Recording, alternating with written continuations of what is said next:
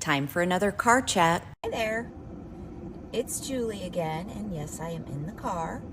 I had some stuff I wanted to talk about, so I thought, well, I've got some time, might as well pop up a video here. So I wanted to talk a little bit about golfing, and specifically bundled golf communities in Florida and how they compare to golf courses in Indiana. And this probably translates to most golf courses in other parts of the country. Maybe not like the Arizonas and the Carolinas, but probably most other parts of, the central part of the country. So we were back in Indiana on a vacation for about a week and a half, and 2 years ago, if you told me I was going to go back and visit friends and family and we were going to play 6 rounds of golf while we were there, I would have told you that you were crazy, and I would have said absolutely no thank you. Well, suddenly I enjoy it, and it is one of our favorite pastimes now. So new activity for me, but I've been around it my whole life, but I've just suddenly started actually liking it. So Greg and I played 6 different courses. He actually got in 7, of course. He's an overachiever. But we played 6 different courses while we were in Indiana, and anywhere from a public municipal course to a little bit fancier ones in different parts of the area, and they all had their pros and cons. But the one thing I definitely noticed is that the courses there do not cater to, honestly, to women and older people like they do here. And so for me, as a newer golfer and as a female golfer, I don't hit the ball as far, and I can get myself in a pickle pretty quickly on the golf course.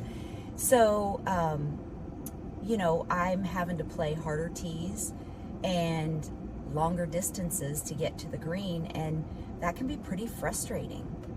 So, what I'm used to here is I can pick tees that suit me. And if you know anything about golf, I'm just kind of learning these things, so bear with me. But there are different ratings for each tee and for each course and whatever. And so I typically play maybe somewhere in the 4,500-ish distance for the tees that I play, roughly. I can play a little farther, but I also can play a little shorter.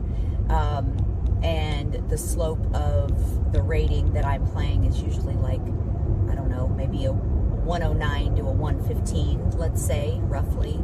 And that suits my ability pretty well, and it makes me not, say bad words and get frustrated, I guess.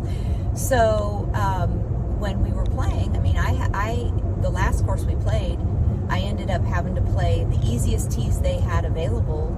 The slope was like a 126, and the distance was, I think, if I remember correctly, like 5,200. It might even have been a little farther, and it was a very challenging course.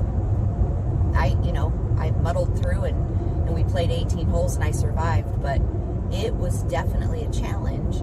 And for a newer golfer, or for a female that, when I get a hold of the ball, I can hit it, for me, far, but not like, the scratch golfer, men scratch golfers of the world, or women who, are really, really good, but I don't know as many of those.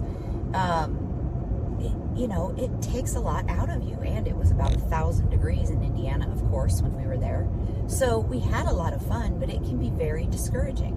So the cool thing about specifically bundled golf courses here in Southwest Florida, and probably all of Florida, but what I'm familiar with is Southwest Florida, is that we have these courses that are really geared towards all levels of golf. So if you are a really experienced great golfer, you can play the black or the back tees and hit the ball really far. The course might be narrow, or it might have some tricky water or sand traps and things to challenge you.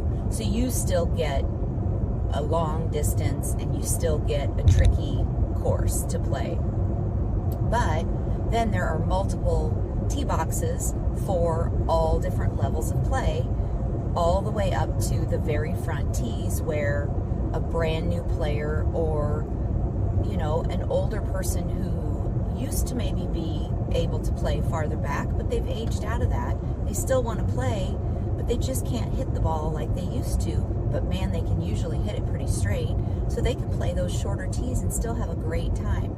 It's really a nice thing to see, and it makes golf accessible to all different levels of people.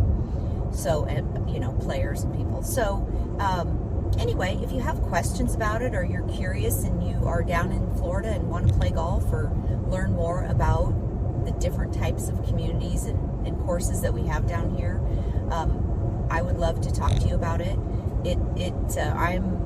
I'm loving learning the different ins and outs of things, and rather than just the regular traditional courses and clubs, which we have plenty of those, and they are fabulous and beautiful, and all the things that, you know, the highest of high-end clubs have to offer. But we also have a mix of things for every style and